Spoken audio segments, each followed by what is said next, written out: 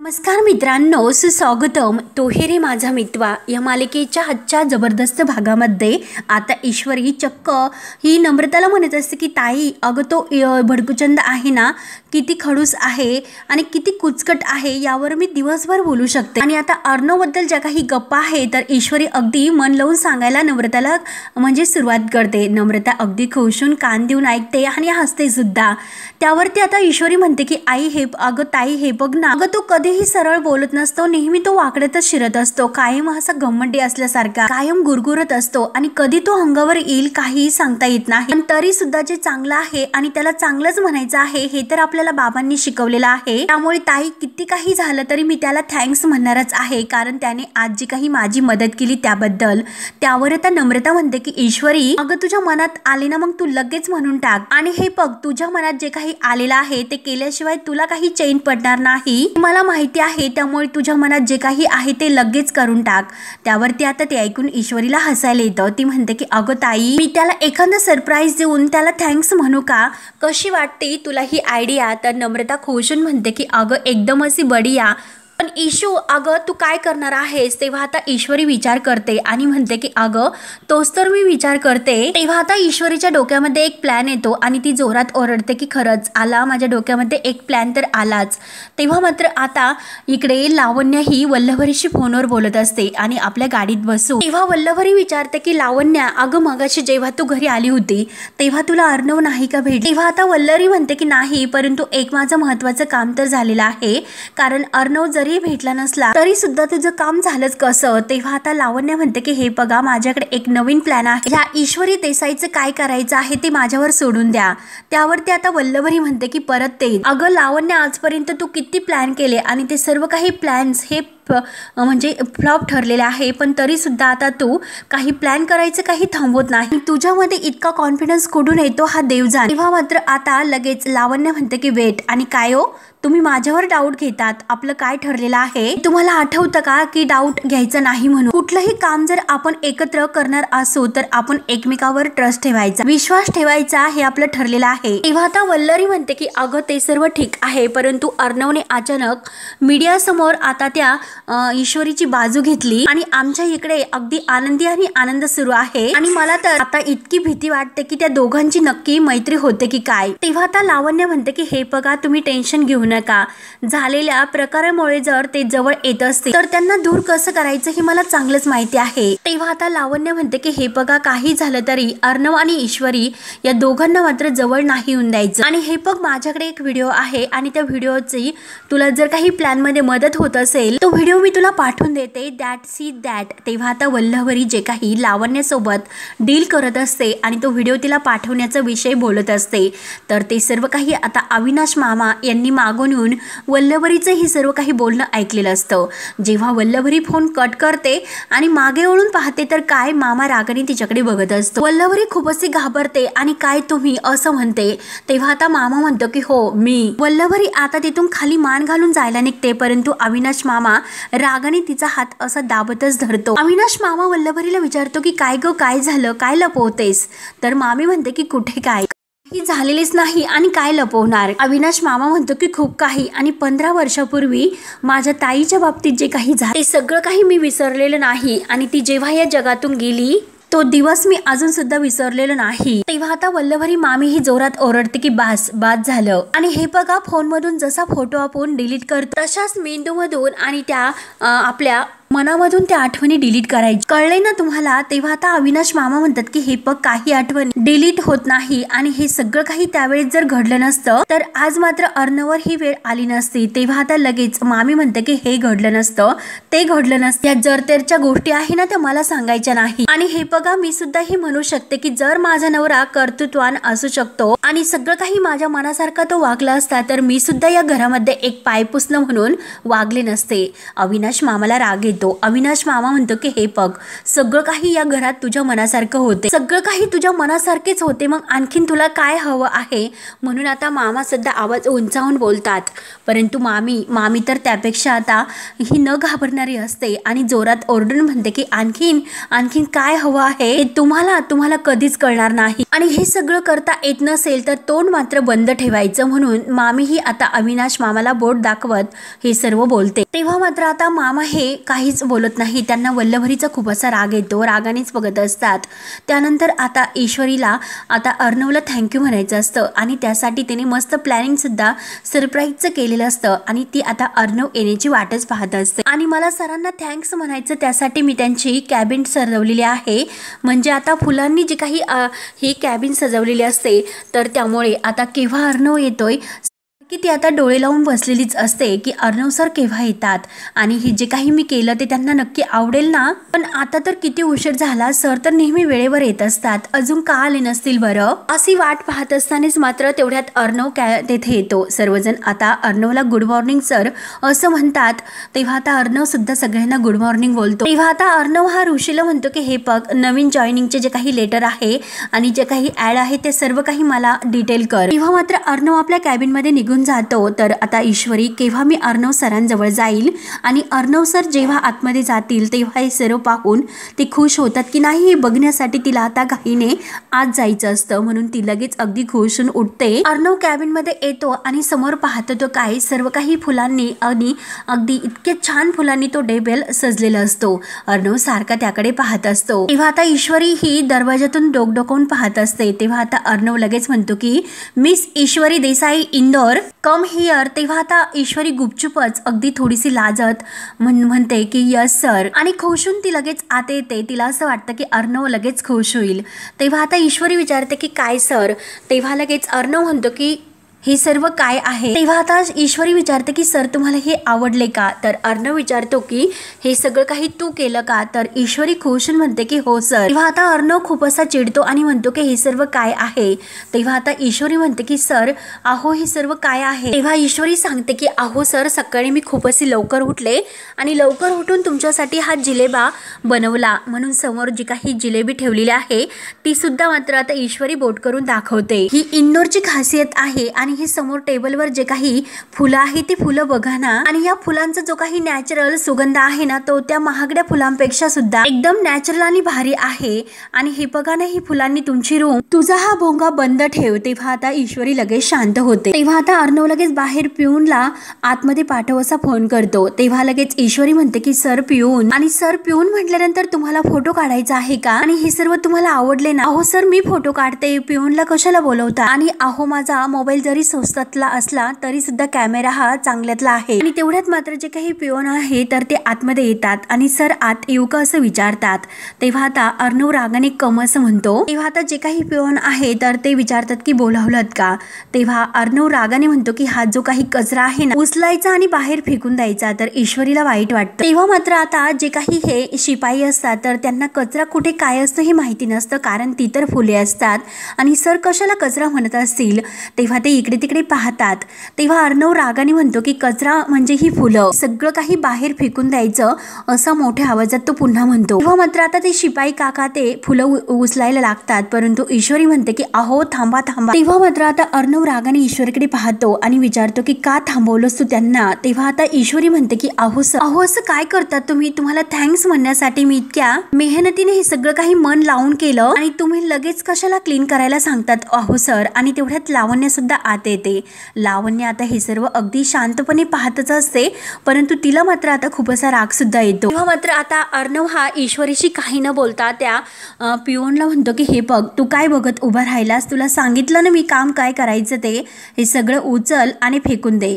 आणि ही जी काही दिसते ना तर आता तो पिओन म्हणतो की जिलेबी म्हणतात त्याला. तेव्हा अर्णव आणखीन जोराने ओरडतो की बाहेर फेकून दे. तेव्हा ईश्वरी म्हणते की अहो थांबा ना, आणि सर हे बघा असा अन्नाचा अपमान अपमान करायचा नसतो. अशा आयुष्यातील कितीतरी लोकांना तर अर्णव रागाने ईश्वरीला म्हणतो की हे बघ तू आणि तुझा तो भोंगा बंद ठेव आणि मला गोड नाही आवडत, आय एम नॉट स्वीट्स. तेव्हा मात्र आता ईश्वरी म्हणते की कसं विसरले मी गोड आवडायला, असं म्हणून ती पुन्हा आता अर्णवकडे पाहते आणि शांत होते. तेव्हा अर्णव पुन्हा तिला म्हणतो की शांत राहा, शट अप, काही बोलू नकोस, ओके. आणि त्या पिओनला सुद्धा म्हणतो की तुला सांगितलेलं एक कळत नाही का.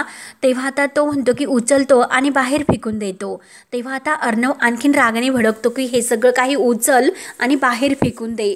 एकदा मी सांगितले तर ते तुला नाही समजत का. जे काही समोर कुंडीमध्ये रोपटं असतं तर अर्णव म्हणतो की हे रोपटं सुद्धा बाहेर फेकून दे. तेव्हा आता ते उचलायला जाणार तोच ईश्वरी त्यांना म्हणते की थांबा, अहो थांबा. आणि ईश्वरी आता अर्णवला म्हणते की सर हे जे काही झाडं आहे तर माझ्या हाताने मी ती आपल्या गार्डन मध्ये लावते. तेव्हा आता अर्णव म्हणतो की हे बघ तू एक गोष्ट लक्षात घे, तू माझी पीए आहे, तुला इथे मी गार्डन मेंटेन करायला ठेवलेलं नाही, हे तुला कळले असेल ना. ईश्वरी म्हणते की सर फक्त 2च मिनिट द्या, माझ्या हाताने मी तो जे काही पौधा आहे तर तो गार्डन मध्ये लावते. तेव्हा अर्णव आऊट असे पुन्हा म्हणतो. तेव्हा आता ईश्वरी लगेच ते जे काही कुंडीतील झाड आहे ते उचलते आणि बाहेर निघून जाते. तेव्हा मात्र आता लावण्य ही त्या पिओनवरच रागवते. त्या पिऊनला म्हणते की हे बघ तू काय आता गार्डन मध्ये उभा आहेस का, काय बघतो, जा आणि एक मोठं असं डस्टबिन घेऊन ये, आऊट. तेव्हा आता तो पिऊन म्हणतो की हो हो मॅडम. तेव्हा आता तो बाहेर घाईने निघून जातो. तेव्हा आता लावण्य ही अर्णवला म्हणते की अरे ही मुलगी आहे ना, ही मुलगी आपल्या गार्डन मध्ये काम करण्याच्या लायकीची सुद्धा नाही, तरी सुद्धा तो स्वतःची एक पीए म्हणून का तिला टार्गेट करून घेतो.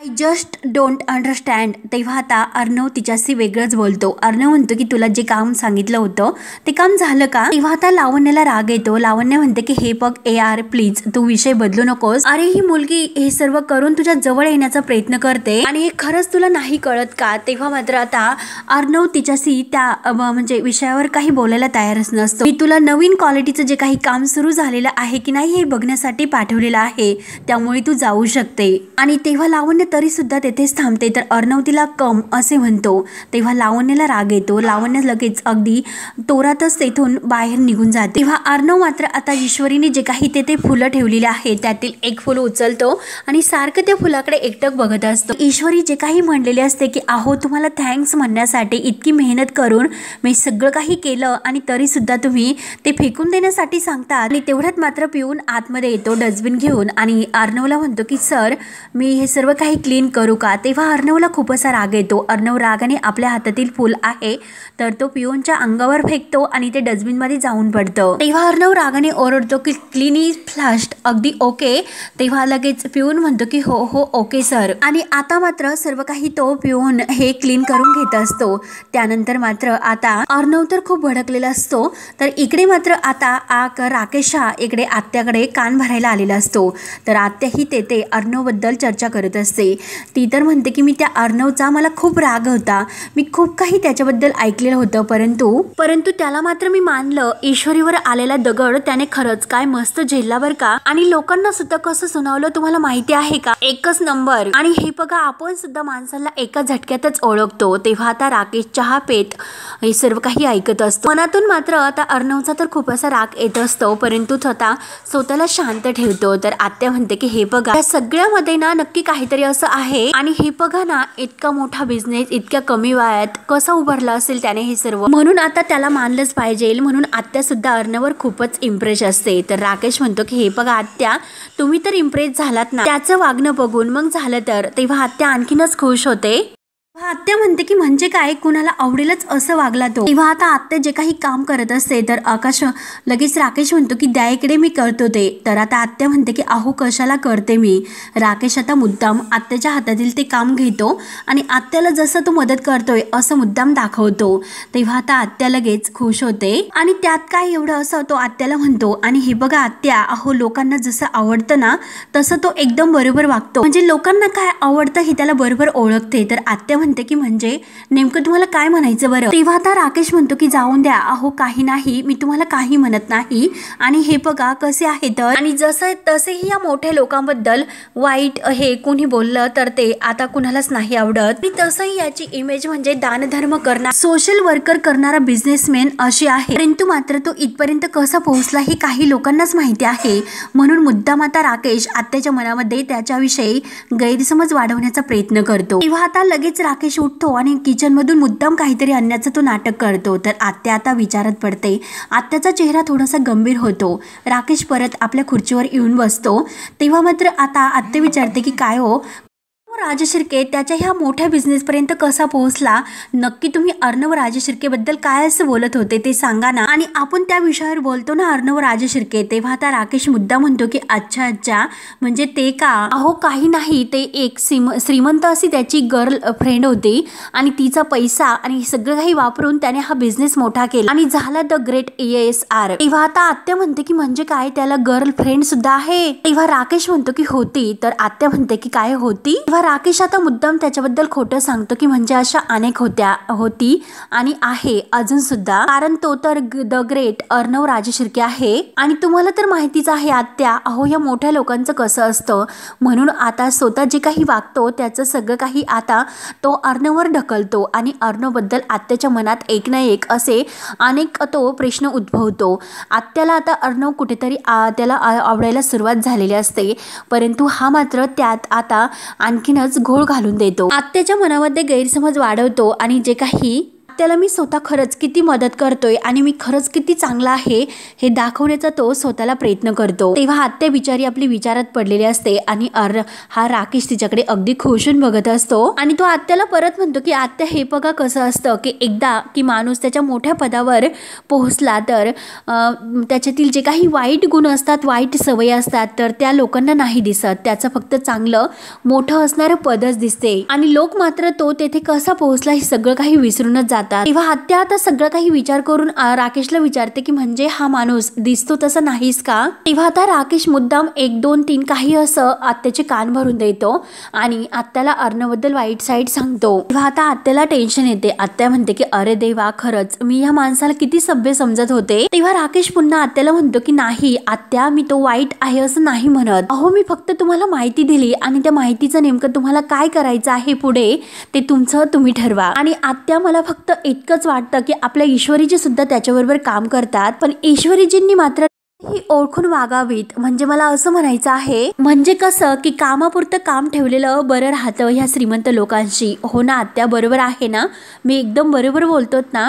म्हणून आता ह्या राकेशने अर्णवविषयी आत्याचे कान भरलेले असतात आणि आत्या मात्र आता अर्णवपासून ईश्वरीला नक्की लांब ठेवेल, यात मात्र आता राकेशचा फायदा होईल असं आता राकेशची असं मनोहीन त्याची इच्छा असते. म्हणूनच तो अर्णवबद्दल आत्याचे कान भरतो. आत्या बिचारी आता ह्या राकेशवर विश्वास ठेवते. तेव्हा राकेश मुद्दाम आता चहा घेतो आणि आत्याकडे खुशून पाहतो. तर आत्या सर्वाचा विचार करते आणि राकेशला म्हणते की हो तुम्ही अगदी बरोबर बोलतात, अशा लोकांपासून शेवटी राम राहिलेलंच बरं राहतं. त्यानंतर आता इकडे लावण्य आपल्या कॅबिन मध्ये येते आणि खूप अशी डिस्टर्ब असते. तर तेवढ्यात आता जे काही सॅम तिथे येते आणि सॅम विचारते की काय ग लावण्य, काय झालेस, तू इतकी टेन्शन मध्ये का आहेस? तेव्हा आता लावण्याला आणखीन राग येतो. सॅम म्हणते की जस्ट काम डाऊन, मी तुझ्यासाठी पाणी आणू का? तर लावण्य रागाने म्हणते की शटअप, सकाळी सकाळी पूर्ण दिवस माझा स्पॉइल झाला. तेव्हा आता सॅम विचारते की अगं पण काय झालं हे सांगशील का? तेव्हा लावण्य रागाने म्हणते की काय झालंय हे सुद्धा मीच सांगायचं, मग तू सॅलरी कसली घेतेस? पाणी आणून देण्याची डोळ्यासमोर गोष्टी ह्या हाताबाहेर चालल्या माझ्या आणि ते सगळं काही सांभाळणं मला कंट्रोल मध्ये नाही जात आणि त्या सगळ्या गोष्टीचं खूप असं टेन्शन मला आलेलं आहे. कळते ना तुला नक्की काय झाले ते? आणि काय ग बघत का उभी आहेस, जा पाणी घेऊन ये. तेव्हा आता सॅम जायला निघते, परंतु लावण्य तिला पुन्हा थांबवते आणि ब्लॅक कलर घेऊन ये. तेव्हा मात्र आता सॅम विचारते ब्लॅक कलर का? तर लावण्य रागाने म्हणते की तुला जेवढं सांगितलेलं आहे तेवढंच तू करायचं, मला प्रश्न विचारायचे नाहीत. आणि जी काही मिडल क्लासची मुलगी आहे ना ती ईश्वरी देसाई, तिला आतमध्ये पाठवून दे. तेव्हा आता सॅम म्हणते की ओके मॅम आणि घाईने ती आता बाहेर निघून जाते. तेव्हा आता लावण्य इतकी भडकलेली असते की AR तर काही ऐकून घेत नाही. त्याला समजायला जरी गेले तरी सुद्धा तो काही एक ऐकून घेत नाही. त्यामुळे आता मात्र ह्या मिडल क्लास मुलगी आहे ना तिलाच झटका देऊयात. त्यानंतर आता लावण्याच्या बोलवण्यानुसार ईश्वरी तिच्या कॅबिन मध्ये येते आणि लावण्याला म्हणते की लावण्य मॅडम तुम्ही मला बोलावलत का? लावण्याच्या कॅबिन मध्ये जो काही टेबल असतो तो सुद्धा ईश्वरीने जसा अर्णवच्या टेबलवर सजवलेला असतं अगदी तसंच फुलांचे वगैरे जे काही आहे तर ते लावण्याच्या रूम मध्ये असतात. तेव्हा आता ईश्वरी त्याच्याकडे पाहते आणि लावण्याला विचारते की हे सगळं काय आहे, कारण जेव्हा मी हे सगळे काही फुलं आणि पौंदे सरांच्या कॅबिनमध्ये टेबलवर, आणि हे बघ ना अगं, तुझे जे काही मिडल क्लास मुली असतात ना त्यांचं हे जे काही फूल पौंदे आणि जिलेब्या वगैरे जे काही असतं ना, तर त्या मिडल क्लास मुलींचं हेच मला जास्त आवडतं. आणि लगेच टॅव टॅव टॅव टॅव उड्या मारायला सुरुवात करतात. आणि ARने मीडियासमोर तुझी बाजू घेतली काय, लगेच तू त्याच्यासाठी हे सगळं काही घेऊन आलीस. तेव्हा आता लगेच ईश्वरी म्हणते की अहो लावण्य मॅडम, परंतु जो काही तो पौधा होता त्याला गार्डन मध्ये लावण्याची परमिशन सुद्धा मला सरांनी दिली होती. आणि हे बघा आता तर काय होणार आहे की रोज येता जाता त्या गार्डन मधील तो काही पौधा आहे तो बघून सरांना मात्र माझं थँक्स आठवेल. ईश्वरी खुशून म्हणते की हे तर अजून एक बढिया काम होऊन गेलं. आणि हे बघा सर, जरीही वरून अगदी स्ट्रेस आणि कुचकट दिसत असले तरी सुद्धा आतमधून थोडा तरी चांगुलपणा त्यांच्यामध्ये आहे. तेव्हा लावण्य म्हणते की हो ना, किती गोड ग, आणि खरंच तो स्टुपिड आहे, तो त्याचा चांगुलपणा नाही तर त्याचा स्वार्थ आहे हे तुझ्या लक्षात नाहीये. त्यानंतर मात्र आता लावण्य अर्णव विरोधी मुद्दाम ईश्वरीचे कान भरायला सुरुवात करते. तेव्हा आता ईश्वरी विचारते की म्हणजे लावण्य मॅडम तुम्हाला नेमकं काय म्हणायचं आहे. तर लावण्य म्हणते की हे बघ, मीडिया समोर तो तुझी बाजू घेऊन तुझा चेहरा नाही स्वतःची इमेज तो वाचवत होता. तेव्हा आता ईश्वरी विचारते की म्हणजे तुम्हाला लावण्य मॅडम काय म्हणायचं. तर लावण्य म्हणते की हे बघ, जर त्याला तुझी इतकी काळजी असती तर इंडोर फॅशन शोचा जो काही व्हिडिओ होता तो स्वतः त्याने व्हायरल केला नसता.